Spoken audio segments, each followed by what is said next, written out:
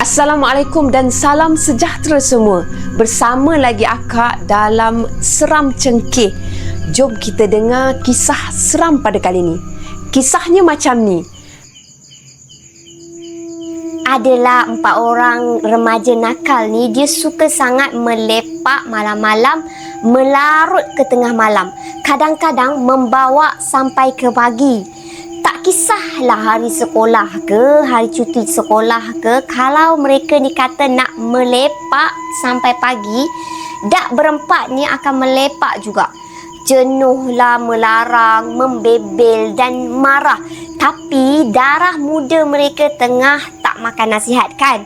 Makanya ibaratnya mencurahkan air ke daun keladi lah kalau nak melarang mereka ni. Satu malam, salah seorang dari bapa kepada mereka ni merancang nak kenakan mereka. Bapa kepada remaja ni akak gelarkan sebagai Pak Abu. Pak Abu memang dia betul-betul bersungguh-sungguh dia nak kenakan kepada rakan-rakan anak dia, termasuk anak dia sendiri. Dia nak takutkan mereka dengan memakai telekong putih pada malam tersebut. Makanya mereka ni diusik, konon-kononnya mereka ni jumpa hantu Kak Punti lah, hantu Kak Lang lah macam tu. Lintang pukang lah mereka ni masing-masing melarikan diri bila nampak pada hantu yang dilakonkan oleh Pak Abu tu. Hingga kan 2 orang dari mereka ni demam sebab terkejut. Punyalah nakal sampai hantu tiruan pun mereka boleh jadi takut sangat, boleh berfikir itu adalah hantu yang betul. Tapi yang lawaknya, usikan Pak Abu pada budak-budak ni kantoi juga akhirnya tahu. Sebab anak Pak Abu sendiri yang meracau tak ingat dunia. Nak ke tandas pun kena berteman. Padahal zaman dah maju, tandas dah berada dalam rumah. Tak perlulah nak ditemankan untuk pergi ke tandas. Takut punya pasal kan, jadinya Pak Abu terpaksalah menemankan anak dia. Takkanlah mak dia nak temankan. Dek kerana dah tak tahan dengan meracaunya si anak ni, maka Pak Abu pun dia mengakulah bahawa dia sebenarnya yang mengusikkan mereka pada malam tu. Tujuan dia tak nak anak-anak dia ni terus juga melepak kat situ. Si anak ni punyalah rasa bengang sangat sampai dia tekad, aku nak melepak lagi lepas ni, tak kira. Aku nak melepak juga lagi. Alah, bukan orang lain pun yang buat jadi hantu tu, bapak aku sendiri. Dah tahu kan, ayah sendiri jadi hantu. Jadi tak adalah rasa takut dah yang tersemat dalam hati dia. Jadi time tu dia sempatlah bagi tahu pada Pak Abu ni. Terror juga Pak menyamar. Ada harapan tu dapat award pelakon Kak Punti versi lelaki tu.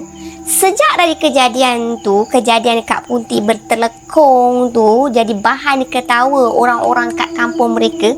Sebab rupanya Pak Abu sendiri yang usikkan anak dia. Makanya masa berlalu sangat cepat selepas tu. Masa mereka kena usik tu, mereka berusia 16 tahun kan. Melaratlah sampai umur mereka mencecah 17 tahun. Mereka masih juga still berhuha-huha juga lagi, melewati sampai ke tengah malam bersembang.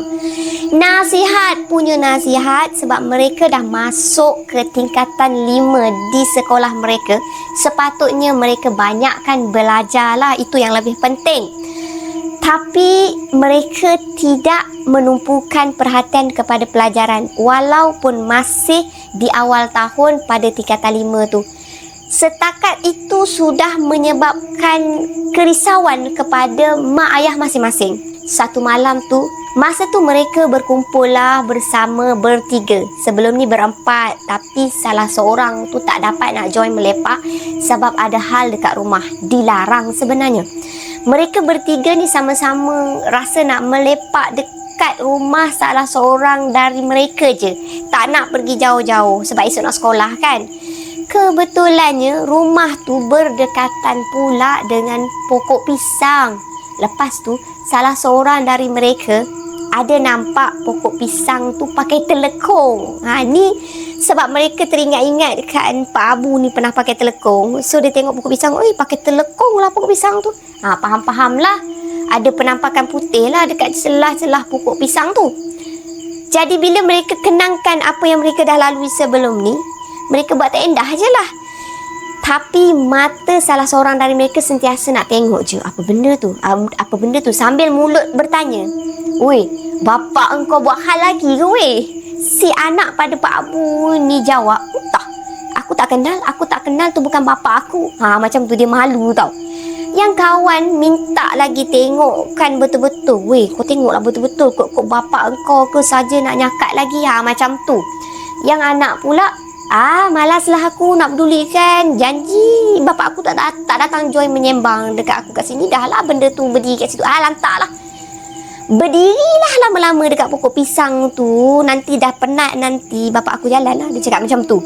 Sambil ketawa, sambil dia tengok lagi ke arah pokok pisang tersebut. Tapi salah seorang dari mereka dapat rasa tu bukan hantu telekong. Weh, memang bukan hantu telekong lah weh. Sebab kali ni berbungkus macam pocong ke. Weh, tengoklah. Mulalah kawan ni berbisik supaya kawan-kawan dia yang lagi 2 orang tu tengok semula dekat pokok pisang tu. Pokok pisang tu dekat je dengan rumah yang mereka berada. Ada lampu pula tu dekat pokok tu. Bukan dekat pokok tu lah, tapi lampu tu terpasang dari dalam rumah. Tapi terpancarnya menyuluh ke arah pokok tu dengan sangat jelas. Memang mereka boleh nampak jelas penampakan tersebut. Kali ni mereka nampak, memang manusia berbalut kain putih. Tapi si anak tuan rumah ni, dia menafikan tau. Takkanlah benda tu pocong kot. Rumah aku mana ada pocong, macam tu. Dan anak kepada Pak Abu ni, dia tak mudah percaya tau. Kali ni real punya hantu. Dia berfikir secara waras, nak ngusik lah tu. Dia rasa masa tu nak pergi kantoikan penyamaran tu. Dia pun bangunlah dari tempat duduk dia. Dia tuju ke arah pokok pisang tu tanpa sedikit pun rasa was-was. Apa yang dia rasa, abah aku buat apa kat sini? Abah buat apa kat sini? Kenapa kacau kita orang sembang macam tu? Sampai je anak Pak Abu tu dekat makhluk berbungkus tersebut, dia sengih, dia ketawa. Memang dia tuju betul muka dia sengih, dia ketawa. Sempat dia bagi tahu. Teror, make up, real hantu. Dia nak bagi tahu pada kawan-kawan dia kat belakang ni. Mentara hantu tu masih berdiri tegak sambil merenung ke arah remaja yang berani sangat tu. Lepas tu anak Pak Abu tu patah balik, dia bagi tahu pada kawan-kawan dia, kali ni bukan bapak aku. Confirm bukan bapak aku. Bapak korang kot. Korang pergilah tengok kok bapak korang. Yang kawan-kawan dia ni dengan rasa was-was pergi jugalah tengok kan dekat-dekat. Bapak siapalah pula malam ni, abang siapalah pula, entah siapalah pula. Yang nak ketawanya salah seorang dari mereka berdua ni, mata dia tak berapa nak jelas nampak tau. Dah tu masa tu situasinya sama-sama juga. Walaupun ada sinaran lampu dari dalam, tapi tetap juga nampak macam sama-sama. Cuma nampaknya bentuk tubuh pocong tu je, muka memang tak nampak. Maka yang tak nampak tadi, dia pun dekatkan muka dia betul-betul mendekati pada pocong tersebut. Dia dekatkan sedekat mungkin. Kita boleh bayangkan bila kita tak nampakkan sesuatu, kita cuba bukakan mata, kita cuba dekat rapatkan untuk tengok benda tu. Dia tanya pada makhluk yang berdiri tu, "Ni pokok pisang ke hantu ni?" Kononnya dia nak melawak lah time tu. Belum pun sempat dia dapat jawapan dari pocong tersebut, kawan yang seorang lagi dah jerit dah dari belakang. "Woi, pocong woi, pocong lagi lari woi." Yang tengah bertentang mata tadi sedang elok nampak dengan jelas muka pocong tu. Tiba-tiba pocong tu keluarkan biji mata dia. Terkeluarlah macam tu, kebetulan meleleh, bau busuk. Tak sempat nak lari dah. Terus pengsan dekat situ. Sebab apa dia pengsan? Yang berada depan mata dia ni bukan bapak siapa-siapa, tapi itu adalah hantu yang real. Dia terkejutkan dengan teriakan kawan dia tadi jerit, "Pocong weh, pocong weh." Itu pun menjelaskan kenapa dia pengsan. Elok sangat time tu. Sekeluarga yang tengah mendengar jeritan tu terus keluar rumah nak tengok apa yang dah berlaku. Sedang eloklah time tu jugalah bertembung dengan 2 orang remaja tadi yang cuba melarikan diri tinggalkan kawan dia yang tengah pingsan tu. Sama-sama lari masuk ke dalam rumah. Dah berlaku pelanggaran dekat tengah jalan, dekat pintu rumah tersebut tau. Eloklah mereka tu terduduk sesama mereka sebab dah aksiden sesama sendiri. Ayah dengan mak kepada penghuni rumah tu, tuan rumah tu lah, dia terus terpa ke arah pokok pisang bila mereka ni ternampak kepada remaja yang pingsan, anak Pak Abu tu lah yang pingsan kat situ. Memang masih ada pocong yang sedang berdiri dekat situ. Mujurlah juga ayahnya tu pandai handle keadaan. Macam-macam ayat suci Al-Quran yang ayahnya baca. Ayatul Kursi, 3 kul, yang mana ringkas-ringkas yang mampu dibaca, ayah dia baca untuk halaukan pocong tu lah, pendek kata. Sampailah pocong tu hilang dari tempat tu tau. Nasib baik pocong tu menghilangkan diri.